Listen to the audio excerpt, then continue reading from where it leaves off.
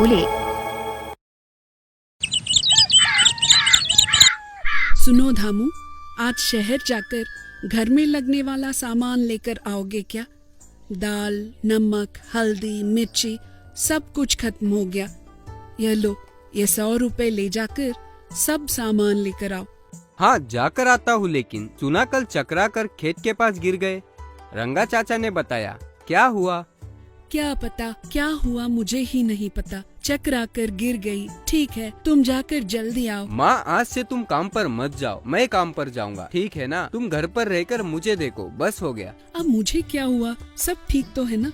तुम्हें खेत में काम करने के लिए पढ़ाया क्या? हमने जो कष्ट उठाया है वो कष्ट तुम न उठाओ, इसीलिए तो तुम्हें पढ़ाया।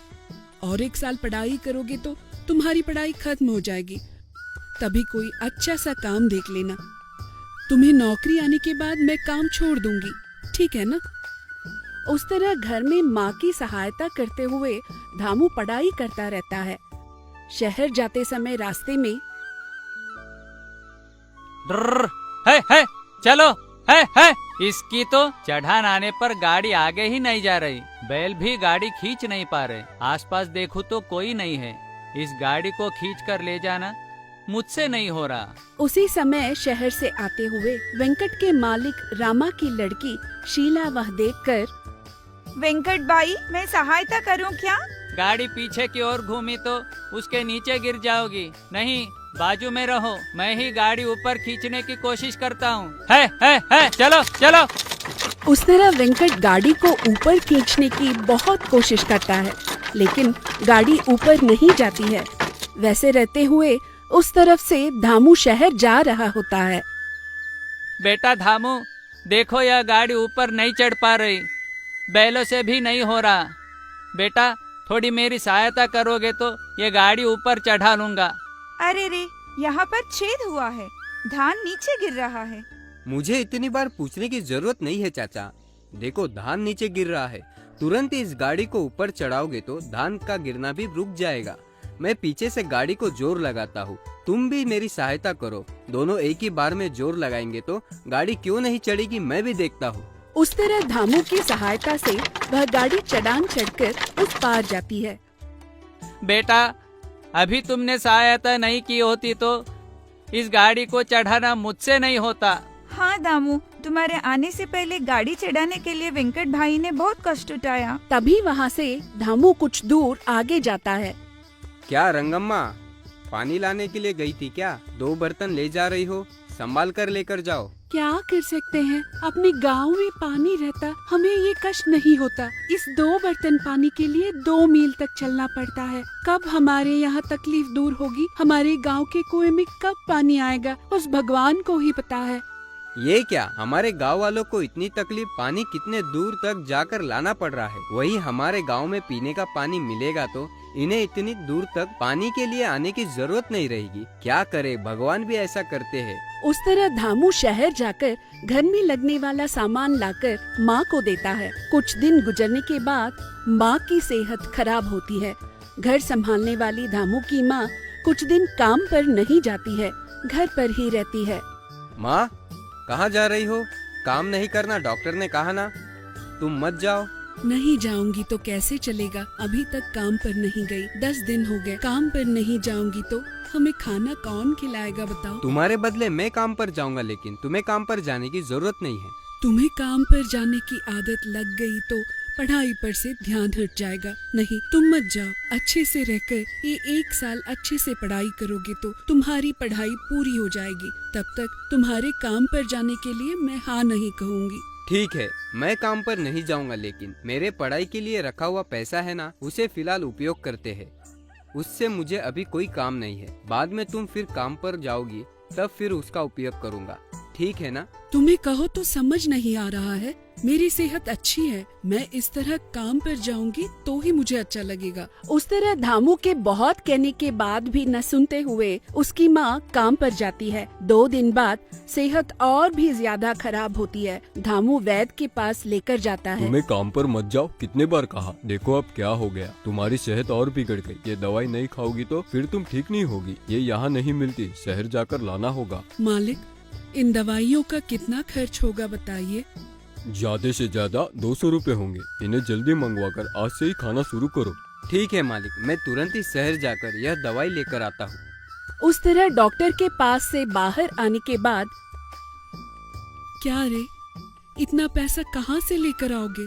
बताओ, वह डॉक्टर ऐसा ही कहता है, मुझे कुछ नहीं होगा, तुम जल्दबाजी मत करो। ऐसा ही कहकर यहाँ तक लेकर आई हो। तुम नहीं मानोगी तो सेहत और खराब हो जाएगी। पढ़ाई के लिए छुपाए हुए 100 रुपए है, उसे लेकर किसी और से उधार लेकर दवाई लेकर आता हूँ। अब तुम मेरी बात नहीं ना कहते हुए घर के अंदर विश्राम करो। इतना सारा पैसा तुम्हें कौन उधार देगा? जो पैसा है उनसे ही जितनी दवाई आती है लेकर आओ, बाद में सोचते हैं। धामू माँ की बात न सुनते हुए माँ को घर के पास छोड़कर उसके पास के पैसे लेकर चला जाता है। अब मेरे पास 100 रुपए है और 100 रुपए उधार चाहिए। इतना सारा पैसा उधार देने वाला वो रामा अकेला ही है। उस तरह रामा के पास जाता है धामू, विषय बताकर पैसा मांगता है। क्या 100 रुपए चाहिए? तुम्हारी माँ की सेहत अच्छी नहीं है कहा। उतना पैसा तुम पर भरोसा करके कैसे दूं बताओ? फिर तुम ब्याज और पैसे कैसे दोगे बताओ? मालिक, और 2 महीने रुक जाओगे तो मेरी पढ़ाई पूरी हो जाएगी। मैं कोई भी काम करके तुम्हारा उधार दे दूंगा। तुम्हारी पढ़ाई पूरी होगी, तुम्हें नौकरी मिलेगी, उसके बाद मेरा उधार दोगे। यह सब कहने के लिए अच्छा है, लेकिन समय पर यह पूरा नहीं होता है। यह सब नहीं हो सकता, लेकिन मेरे पास गिरवी रखने के लिए तुम्हारे पास कुछ है क्या? वही सोना चांदी है क्या? मेरे पास कुछ नहीं है मालिक। चाहो तो मैं पढ़ाई छोड़कर उन पैसों जितना काम करके दे सकता हूँ। तुम्हारे पास काम हो तो मुझे दिला दो, काम करके तुम्हारा कर्जा दे दूंगा। मेरे पास बहुत सारे लोग काम करने वाले हैं, अब तुम्हें काम कहाँ से लाकर दूं बताओ? यह सब नहीं हो सकता, लेकिन जाकर कोई सोना या चांदी है तो लेकर आओ, नहीं तो फिर तुम्हें यहाँ आने की जरूरत नहीं है। उस तरह धामू के बहुत कहने पर भी रामा पैसा नहीं देता है। उसे पता लगे बगैर देखने वाली रामा की बेटी शीला धामू की परिस्थिति देखकर दुखी होती है। बाहर आए हुए धामू से, धामू, तुमने हमारी बहुत सहायता की, उसके बदले तुमने कोई आशा नहीं रखी। तुम्हारे साथ पिताजी का बर्ताव देखते हुए मुझे बहुत दुख है। ये दोनों सोने के कंगन लेके मेरे पिताजी के पास गिरवी रखो। तुम्हें जितने पैसे चाहिए उतने ले लो। बाप रे, ऐसा करना गलत है ना जी। तुम्हारे पास से कंगन लेकर तुम्हारे पिताजी के पास गिरवी रखना बहुत गलत है। मैं ऐसा नहीं कर सकता। मैं कहीं और मांग कर देखता हूँ। तुम कोई गलती नहीं कर रहे हो। तुम्हारी वजह से पिताजी ने बहुत लाभ कमाया है। शहर से आते समय कितने बार जो कुछ भी चाहिए होता ये वो लाया करते। अगर तुम अभी सोचते रहोगे तो बेचारी तुम्हारी माँ की सेहत और खराब होगी। मेरी बातों को नहीं ना कहते हुए इन्हें लेकर जाओ। मालकिन, आप कितनी अच्छी हो। मैंने पहले किए हुए सहायता को याद रखकर मेरी यह सहायता कर रही हो। तुम्हें जल्द ही तुम्हारे कंगन को ब्याज से छुड़ाकर लौटा दूंगा। तुम्हारे पास पढ़ाई के साथ अच्छे संस्कार है धामू, इसलिए तुम्हारी सहायता कर रही हूँ। उस तरह उन कंगन को लेकर रामा के पास गिरवी रखकर माँ को लगने वाली दवाइयाँ लेकर जाता है। ये लो माँ, ये दवाई खा लो। ये क्या? इन दवाइयों के लिए बहुत पैसा खर्च होगा, डॉक्टर ने कहा। इतने पैसे तुम्हें किसने उधार दिए बताओ? और कौन? उस रामा ने दिया। 100 रुपए लिए। दवाई लेने के बाद और 30 रुपए बचे हैं।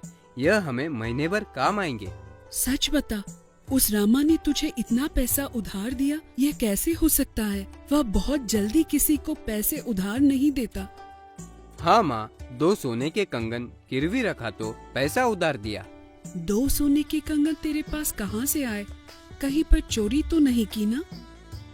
मैंने चोरी की कहूँगा तो तुम विश्वास करोगी क्या माँ? ऐसा कुछ नहीं है। असल में क्या हुआ? उस तरह शीला ने की हुई सहायता के बारे में माँ को बताता है। ये क्या? उसकी बेटी की कंगन गिरवी रख दिए? वह लड़की कितनी अच्छी लड़की है।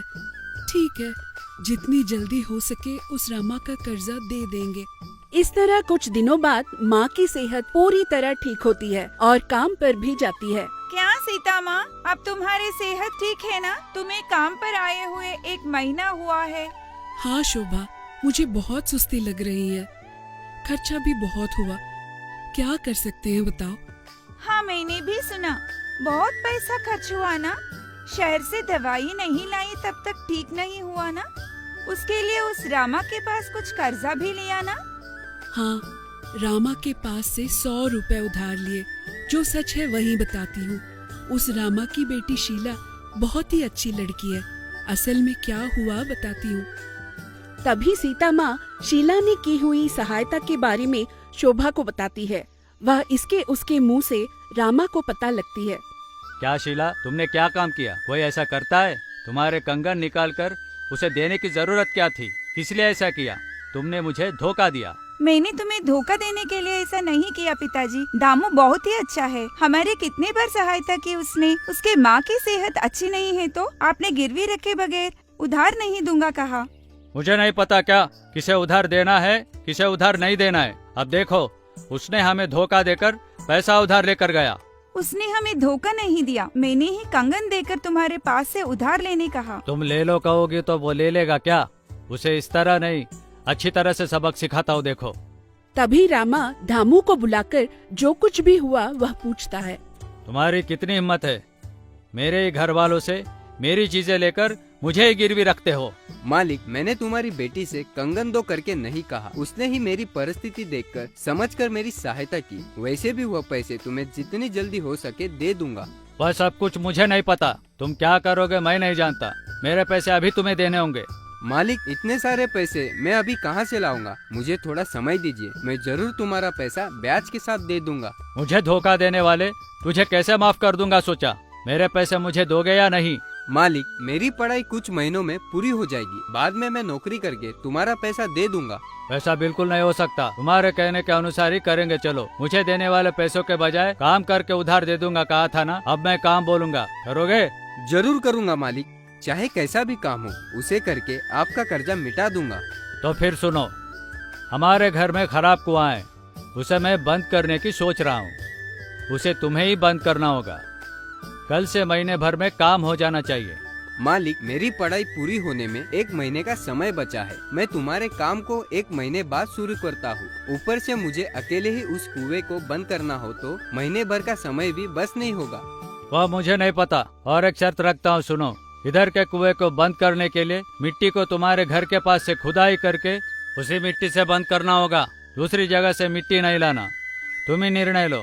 वह 100 रुपए दोगे या मेरा काम करोगे? ठीक है मालिक, तुम्हारे कहे अनुसार करता हूँ। घर के पास खुदाई किए मिट्टी से तुम्हारे कुएं को बंद कर दूंगा, तुम्हें वचन देता हूँ। दूसरे दिन से उसके घर के पास मिट्टी खोदकर उस मिट्टी को ले जाकर रामा के घर में खराब कुएं के अंदर डालते रहता है। यह सब देखते हुए शीला, अरे तुझे इतना कष्ट मेरी वजह से ही है ना? मेरे किए हुए काम के लिए तुम्हें शिक्षा मिल रही है। आप ऐसा मत कहिए। उस दिन आपने सहायता की, इसलिए मेरी माँ आज ठीक है।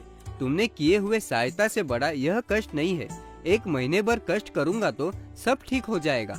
शीला वहाँ से चली जाती है। उस तरह हर रोज रामू जो कष्ट उठा रहा है उसे देखकर गांव वाले सभी दुखी होते हैं। देखो, रामू ने कौन से काम के लिए हाँ कहा। उसके घर के पास मिट्टी खुदाई करके मील दूर रामा के घर में डाल रहा है। इतना कष्ट उठा रहा है। हाँ यार, उसे देखकर दया आ रही है। बेचारे ने माँ की सेहत के लिए खर्च किया, उस रामा को वचन दिया, उसे पूरा करने के लिए कष्ट उठा रहा है। वह बहुत ही अच्छा लड़का है।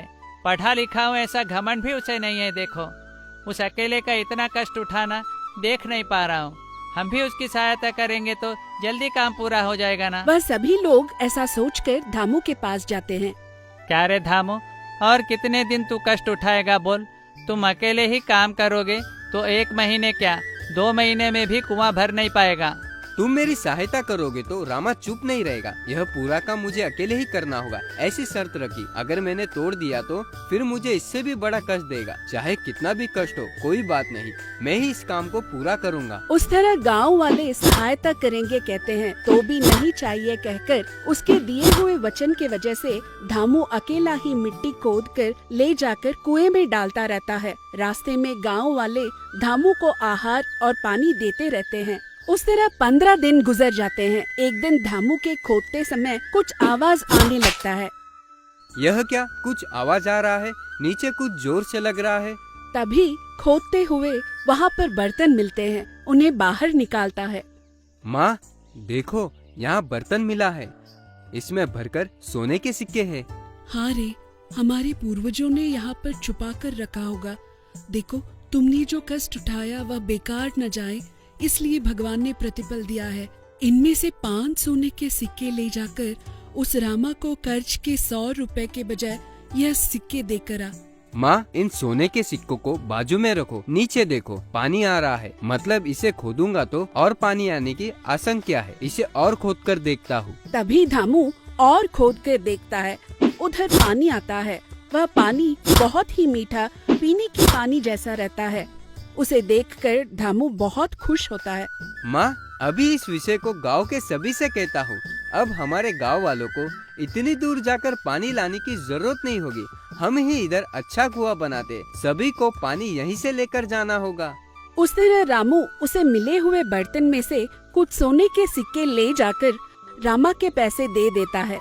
तुम रोज मिट्टी खोद कर रामा के कुएं में डाल रहे हो, उसके काम को हाँ कहा। तुम पागल हो, हम सोचते थे। तुमने उठाए हुए कष्ट की वजह से दूर से पानी लाने की जरूरत नहीं है। गांव में ही पीने की पानी का आयोजन हुआ। तुम्हारा उपकार नहीं भूलूंगी धामू। हाँ धामू, तुम्हारे दिए हुए वचन की वजह से खुदाई करने पर सोने के सिक्के मिले। अच्छा हुआ गांव के लिए अच्छा करने वाले बन गए हो।